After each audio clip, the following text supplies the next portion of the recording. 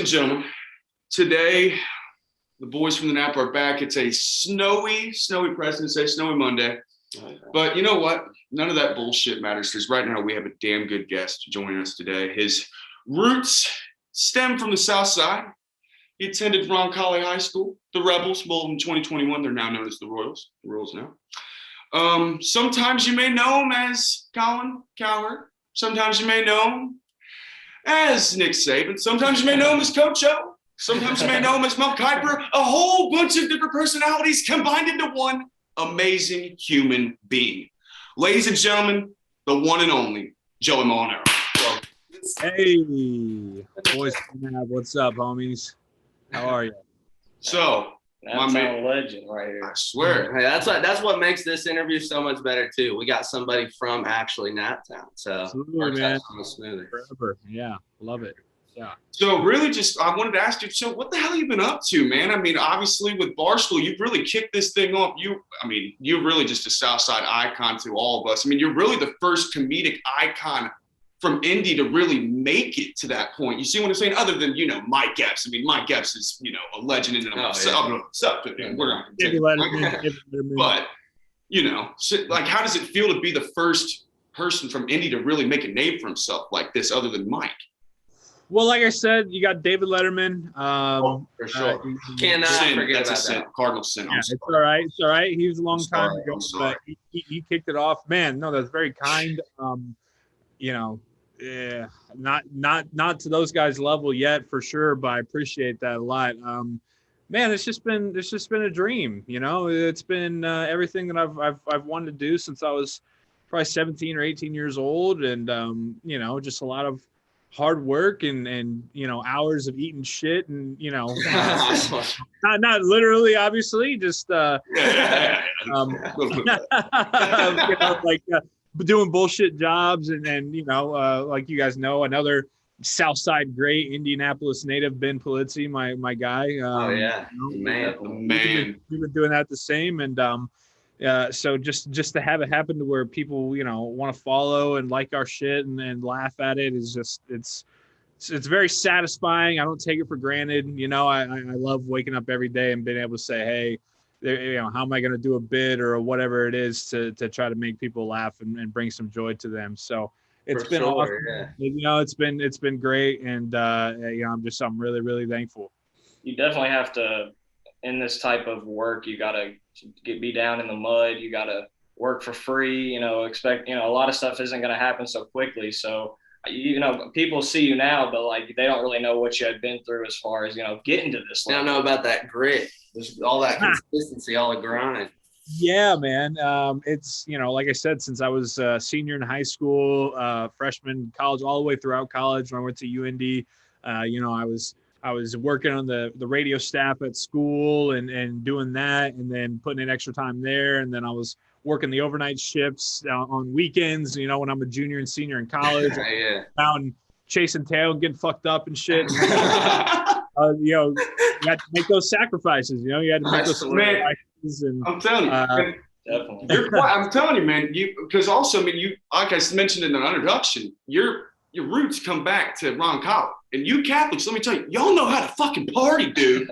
Oh my God. I mean, any Roncalli party I went to, the function was up, dude. Up.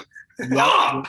You're right about that. We know how to get after it. Me and my buddies, we still do that. As often as we can. Luckily, I'm still great friends with all the kids I grew up with, so that's pretty cool. But yeah, man. I mean, it's just it's been awesome. It's been awesome seeing from going to those times where I was like, what the hell am I even doing? Is this even going to pay off at the end? Like, having those doubts and everything to starting to see it come to fruition a little bit, man. It's been great. For sure, yeah. And to start off the interview, let's just kind of go back to like those days. Like, when was like the first day or like the types of influences you were looking at the time where you were like, that's kind of like a lane that I would want to go down? Yeah, Dave Letterman, like I mentioned, just because seeing somebody who, albeit it was many generations before me, seeing somebody who essentially, grew up the same style that I did in Indy, from Indy, knows, what it's like to be a kid in this spot, and then look at these spots in LA and New York or these kind of jobs or whatever it is and be like, how do you even get there? And Exactly. so to see somebody like that make it, it's like, it just gives you that little bit of hope. So you automatically had to look up to him. Like you said, Mike Epps, another indie guy. But then, Jimmy Fallon, Dana Carvey, Phil Hartman, a few SNL guys there. Dave Chappelle's hilarious. Oh, Chappelle. Yes, sir. Yes, sir. Frank Caliendo. Frank Caliendo. I see a lot of him and you for sure. On the impression, wise and everything, but just in terms of comedy and everything, like Chevy Chase, Bill Murray, Classics. old cool guys, Adam Sandler, definitely. Yeah. Yes, sir. The GOAT. Yeah. One of his favorites. Yeah. Well, yeah. All those guys, man. I mean, that, and then even, like Kristen Wiig and Maya Rudolph and Tina Fey on SNL, they're fucking hilarious. Maya Rudolph's a great one. Yeah. So those are all people. Like kind of going back to that, then what was like the first thing that you kind of remember doing or practicing per se, that was like the first thing you decided to post publicly or anything like that? Man, I've been so in high school I used to do like little different videos and shit with my friends and everything, just to like get into it a little bit. And then college, I was more focused on like the real media part of it, like radio and like sports talk and like play-by-play broadcasting and all that. So then it really wasn't until after college where I was just kind of like figuring out what the hell I wanted to do. And so like putting in the hours, and then when I got linked up with Ben and me and him started saying, hey, let's do this. Let's try to be funny and do shit like that. Really wasn't until then. So it was probably early 2017, so about 4 years ago, where me and him both together started coming up with different video ideas, putting them out, seeing some reaction, everything like that. And then throughout that time we did that, and all of 2018 we continued to do those sketches together and started a podcast together. And then in 2019 is when I first started putting some impressions out there just to have another feather in the cap in my mind of like, oh, if I can, I love like SNL and sketch shows like that. Like they always do impressions. If I can show that I can do some impersonations and stuff, maybe that's just something else that can help. And, it turns out being one of the things that really jump started where I am now. Because being with, because, you have to find a niche nowadays. It seems like they want you to kind of fall into a certain category. And I know you guys had the Espresso Fan podcast, and then just like the evolution of you. Because you guys, you and Ben's chemistry together, like it's so funny all the time. So it's like, I just want to know a little bit about how you guys, took from that podcast into that, finding that niche of, well, these type of skit videos are going to be our bread and butter, Yeah. So actually, well, I mean, me and Ben have known each other forever. We both grew up on the South Side. He went to Barnabas with me. He's 3 years older than me. Went to Ron Colley, was a senior when I was a freshman. So we've known each other for a really, really long time.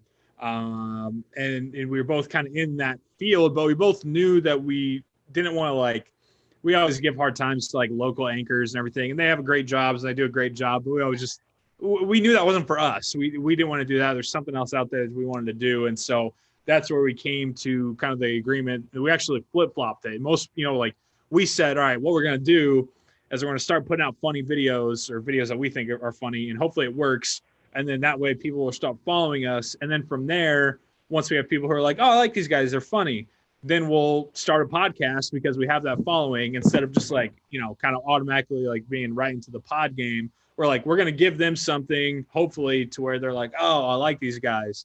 And then from that way, we felt like it would be easier to get people to listen to us on a show and subscribe to us because they're like, oh, they're funny in their videos. Maybe, I'll listen to them talk for an hour or whatever. So, from that, we did the videos, and then we did the podcast, started the podcast, and then we were doing both of them. So they really kind of, interconnected and made it nice to where, if people like to listen to our show, then they do that and hear about a video, and then maybe they go watch the video. And then it was like this, cycle of content that we were giving them. Okay. Yeah. That's smart for sure. Yeah. No doubt. So going back into, all that, then what was also like the first impression you remember like actually practicing and like figuring out, all right, this is one that I think I'm really gonna stick with? Yeah, man. I always tell people like I've been like a living room impersonation guy for my whole life. Like even when I was in grade school and high school and shit, like, you know, whether it be teachers or like parents or coaches, I was always impersonating them and everything like that. And people thought it was funny because they knew those people.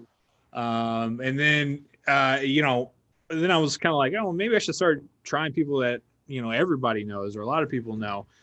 So the first one that I put out was Andrew Luck back in like the spring of 2019. Can we get a little Andrew Luck real quick? Sure. It's good to be here with you. Boys from the Nap. I live in that town. Very cool city. So, you know, he was the first one that I put out there. Gained a little traction. So like locally, I kind of was like, oh, that's the Andrew Luck guy, like all the media people. And because I was working in media at the time. But, you know, so all the different media people were like, oh, instead of this, you know, random young putz who's hanging around, they're like, oh, he's the Andrew Luck guy. And then Luck retired, of course. And, you know, that took, you know, I still bring him out, which is nice. But then I had to figure out other people to try to do. And, you know, it just so happened that like obviously Bama was hot, LSU was hot last year or 2 years ago, and so I pulled out Saban and O and just kind of rolled from there. One of my favorites is Mel Kiper, though. Oh, that's my favorite one.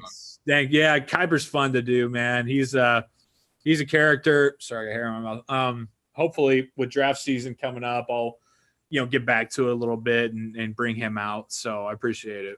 Oh yeah, I could like for real see you getting into like the NSL type of game, like after seeing you do an impression like a Jimmy Fallon even or something. I'm like, I can really see that something like that happening like in the near future. Oh, thanks, man. Yeah, you know, I'm Barstool's great. I love where I am. You know, I have the freedom to create and do whatever I want, pretty much, and you know, it's all I could ask for. So I'm super happy. But whatever else comes next, you know, we'll wait and see, but I appreciate it. For your so for your like day to day, you talk about waking up and like creating ideas. Just tell us a little, because we try to do this similar stuff. You know, I'm an actor myself, so just trying to get into that content creation, because like that's so many people struggle with that. They want to do something, they really just don't know what to do. So like tell a little bit about what you do whenever you're coming up with something. Yeah, so my notes app on my phone it's like, you know, it's like my best friend, man. It's like my third closest thing that I'm always interacting with. Like I constantly, anything that comes into my mind, that's my biggest fear, is like forgetting just even the smallest little nugget of something that could be turned into something. So I immediately go to my notes app. I type down the gist of what the idea or the character or the bit is. And so then I can just constantly have that to go back to. So, you know, if I'm kind of on like a dry spell and maybe I'm at like a block per se, creatively, then I'll just go into there and I'm like, oh, okay, this waiter in this situation, or this coach, or this teacher, or, you know, whatever it is, you know, this sketch idea. And then I kind of go from there. And then, you know, it's surprising, like when you get into that thought process, then all of a sudden, bam, this comes up and this comes up and this could work. And so you start to get going in that way. So really, that's it. You know, I'm constantly, you know, people ask me that a lot in terms of just like, are you afraid you ever run out of things to do? And I'm like, no, because every day is a new day of something that's going to happen in the world or in my life, whether it be I'm at the gym or I'm at the grocery store or I'm walking down the road and something funny happens. You know what I mean? Exactly. So, yeah. You guys hit on the scenarios perfectly. Like it's stuff that you're like, I wouldn't think, oh, they're gonna make a skit about that, and you guys make a skit about it, and then it's relatable. It's like over exaggerated to where it's just so funny, you know? Yeah. Thank you. Yeah, I mean, it's just everything is. You know, I feel like sometimes my friends or my family, you know, they can kind of like be hesitant to come around a little bit because I am always looking for content. I'm always, you know, if one of my friends does something that I make fun of and I think is funny, then all of a sudden they could be a character based on them could be popping up in a video later that week. Like I am always And it's the best. Like that's the cycle that keeps me going, and that is the daily fire and like inspiration. Is just, it's like I'm constantly working, but it's the best thing to be working on, you know? So I'm very lucky. So one thing I was going to harp on that Ethan had mentioned earlier, one thing at Boys from Nap we like to do is we always like to, get some inspiration from our interviewees. And one thing that we had mentioned earlier, you'd said like, those shitty days, that where there's some days where you really just, you have a bad day where your creative mind is just lacking a little bit. And, sometimes you're just out of luck. And, there's sometimes where you got to just keep going. And what was the one thing that just kept you going? And you had mentioned it earlier about that daily fire and that daily, inspiration just to keep going. What kept you going through all those, hardships and all those, tough days that you just really couldn't think anything creative, Yeah, I do a weekly Q&A on my Instagram on Fridays in the morning, and kind of continue throughout the day. So for your listeners, for you guys, whoever wants to ask questions or follow along and engage that, at Joey Mulinaro, you can find it there. But I tell you that because last Friday somebody asked me, and the questions, they were like, what advice would you give to somebody who is like starting out in their career or is like looking for something to do when they get older? What do they want to do? Yeah.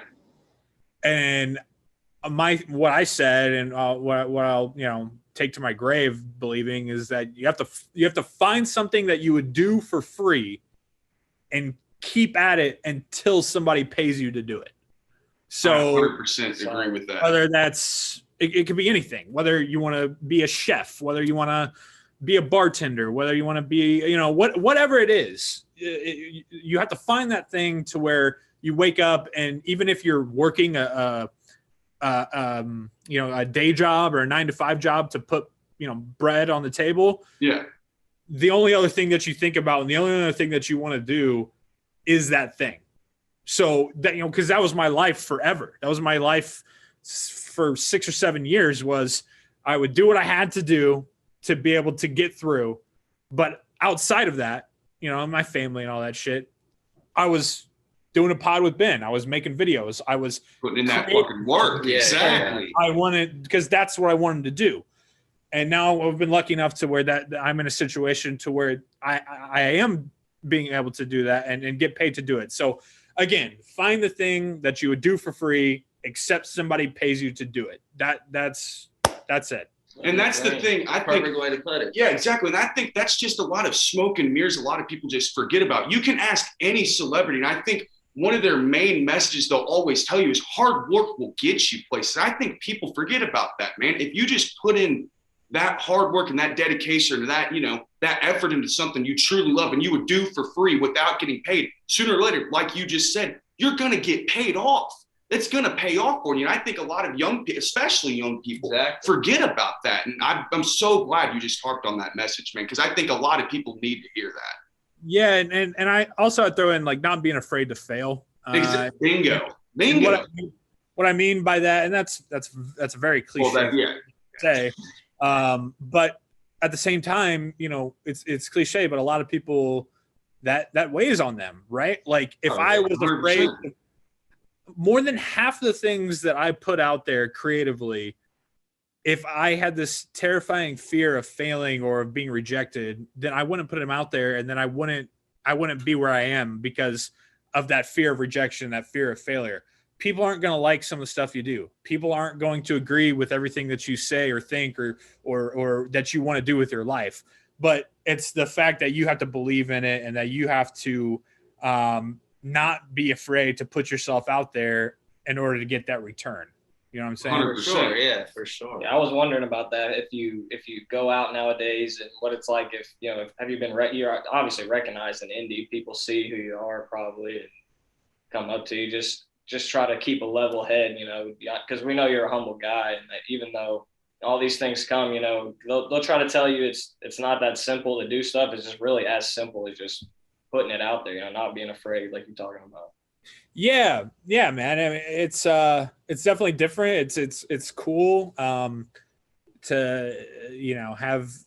Again, it just humbles you, and it's an honor for people to come up and say, hey, they enjoyed my work. I mean, that's besides the love of the work itself, that's always number two, is just, again, knowing that, the people out there do appreciate it and enjoy it. So it is a cool thing. Been weird a little bit, Yeah. you're at a bar and it's, three guys come up and one, It's that guy. This guy. yeah, they want you to do Colin Cowherd, and you're like, I don't. Yeah, I'm just not in the No, I'm not in the mood. I'm just trying to drink Like, fucking I'm whiskey. just Joey right now. yeah. So that's a little adjustment, but again, it's all a part of it and something that I enjoy. So. Hell yeah. Well, one of the big connections that's definitely helped like level up your career is the Barstool connection for sure. So like tell us just kind of like the process of how that came about and like how you're doing with all that. Yeah, so I've been there, let's see, about a month from today. In March, it'll be a year since I've been with Barstool. It's talked about often, but it is. It's the best place to work for a creative person, for a person who wants to be funny. Dave and Erica are phenomenal. Don't let anybody tell you otherwise. The best bosses, most supportive, most loyal. It's been great. It came to be because year and a half ago, 2 years ago, when I was gaining more traction and things were picking up and everything like that. The combine, the NFL combine, that is typically in Indy, would be this year without the virus. It was obviously here last year, and Big Cat and the part of my take guys, they come to Indy every year for it because it's like the center of the NFL world for a week. So Big Cat messaged me and was like, hey man, like been following, love what you're doing, would love to talk more when I'm in town. I was like, yeah, absolutely. So from there I met up with him and PFT and Hank, and we did a couple of videos together and had some fun and just talked more about, kind of the possibility of that. And from there, Big Cat gave my info to Dave Portnoy. And then, I was talking on the phone with him about the job and Barstool and everything like that. And then the next week was on a flight out to New York to meet everybody in the office and kind of see what it's like in the office. And, they kind of gave me their final pitch there, and, it was an offer I couldn't refuse. That's awesome.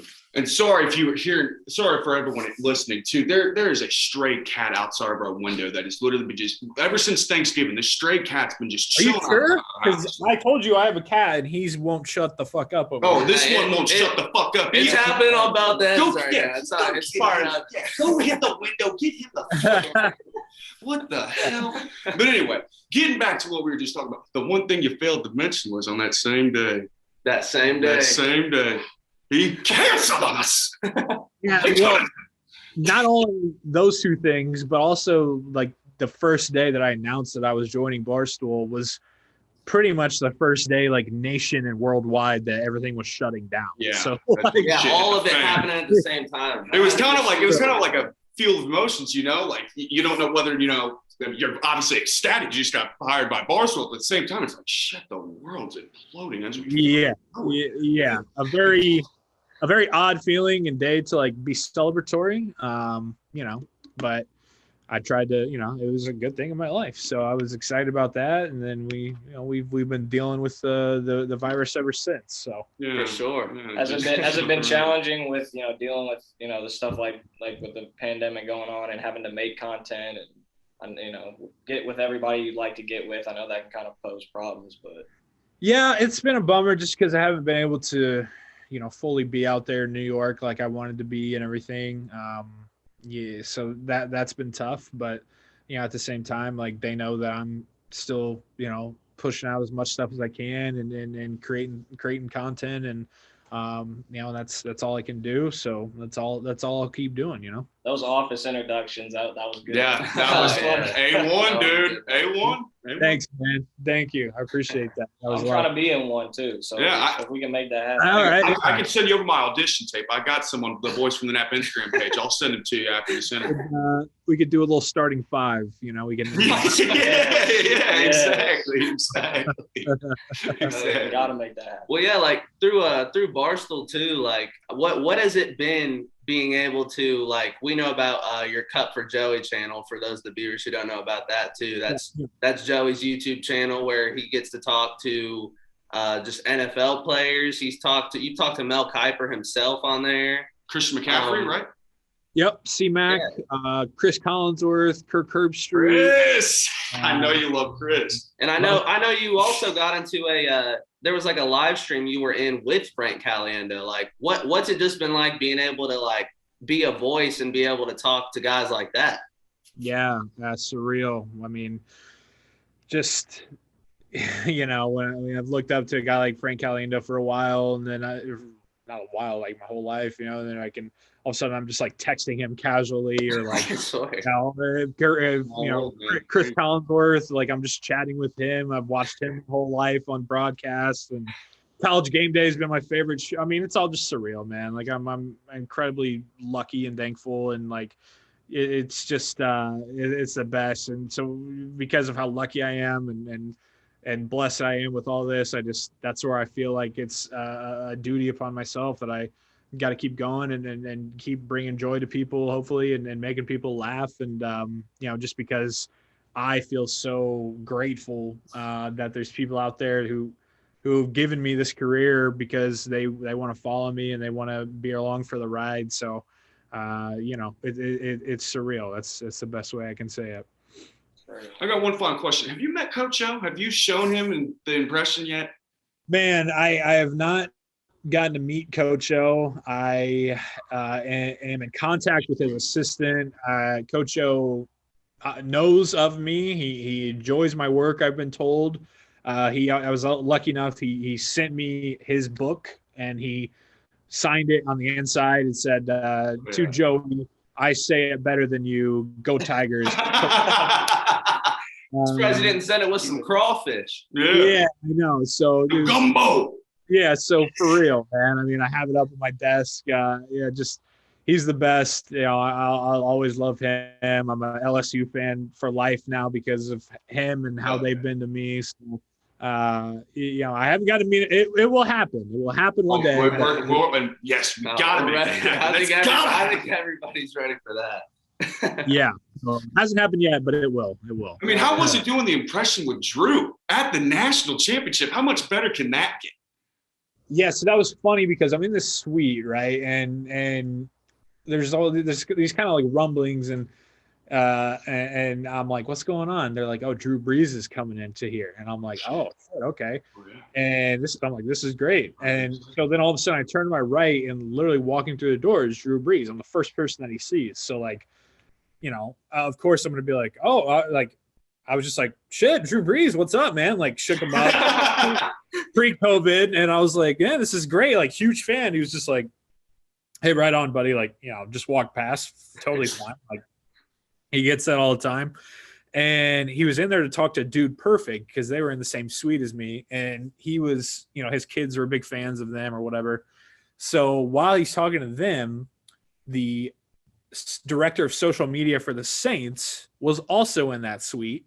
And he also knew me for the Coach O impression and everything like that. He was like, Joey, we got to get you and Drew to do Coach O together. And I was like, man, I don't want to bother him. Like people are coming up to him the whole, like just fucking mobbing him. Like, I don't want to bother him. Like, he's got tons of stuff going on.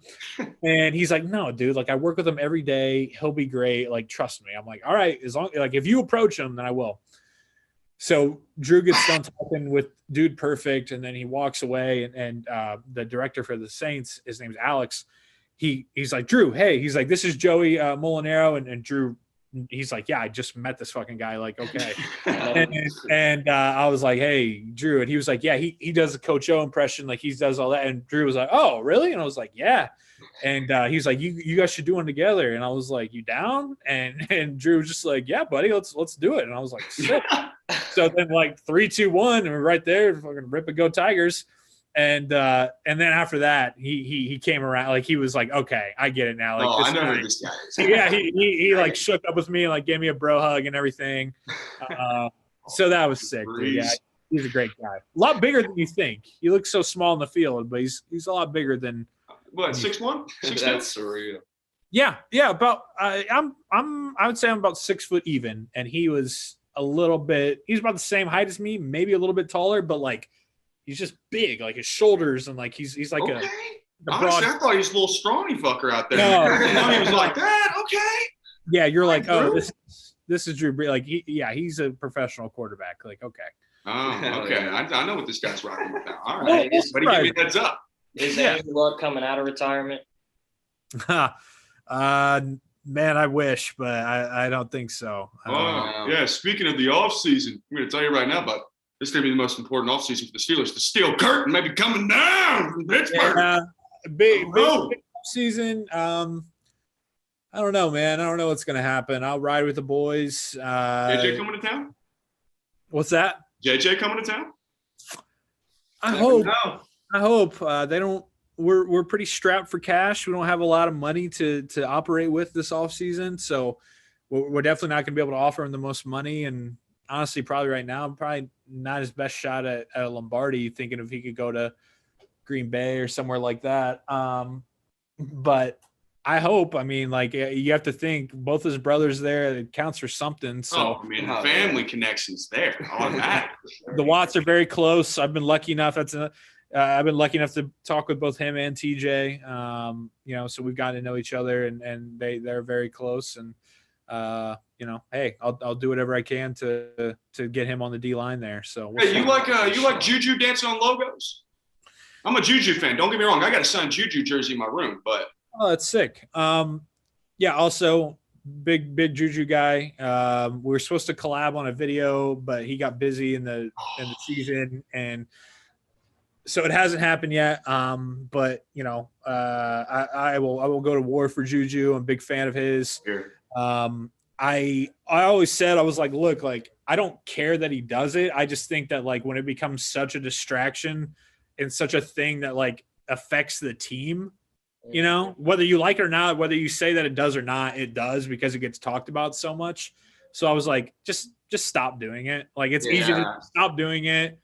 You're not gaining or losing anything. You're certainly not hurting yourself more if you stop doing it. Like, so, again, all these people are like, it doesn't matter. Like let him express himself. I'm like, it's not about that. It's about that. Like he's doing that. And because he's doing that, whether you like it or not, whether it actually has an impact on the game or not, it gets talked about a shit ton, and it's a distraction. Like it just, it's a locker room distraction for sure. Yeah, so just like stop doing it. So big fan of Juju though. Yeah, against the Bengals, Juju got rocked. Yeah, no, I was like 15 rows away from that. I was at that game. You hear the collision head on? Oh yeah, no, it was a big time. It was like it sounded like a car crash. Like it was you think Big Ben Roethlisberger coming back? Pouncey retired. I don't know. It's like his best friend on the team. They trade up and get a quarterback? You got to get a center now, too. Yeah, I wouldn't think that would happen. I would think that they'd probably take best center or tackle available at 24. I don't know, man. I think he'll come back for one more year because he has a lot of money that is on the line. But I wouldn't be surprised either way if he retires or if he doesn't. So we'll see. It'll be an interesting offseason for sure. No doubt. Yeah. But last question I got too is I know you're in Indy right now and everything, and you were just talking about you wanted to be in New York and everything. When COVID kind of like blows down, are you looking to move away from Indy and everything?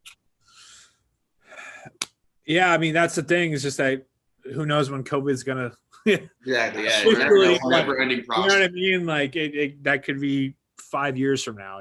Hopefully. Sure. you know, we hope to God that just the vaccine and everything works in the spring and summer and we can get back to normalcy. But I don't know, man. I wouldn't plan on it. I think I'll probably be in Indy for a little bit. Okay. Yeah, I feel that. Yeah.